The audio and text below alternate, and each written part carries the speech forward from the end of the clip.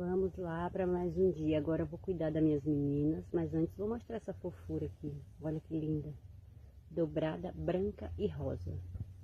Essa aqui, ela é muito linda também. Ela é uma cor diferente, ela é uma amarela mesclada. Ela não nasce só amarela, ela nasce assim mesclada. Tem umas que abrem bem bonita. Essa nasceu meia... tá bem defeituosinha, mas ela é muito linda também. Uma outra aqui. Olha essa, que cor maravilhosa dessa rosa. Essa é simples, flor simples, mas é muito linda. É isso. Agora eu vou cuidar do meu lindo jardim. Vou molhar todo mundo, né? Dar um banho, que tem umas que tá tristinha.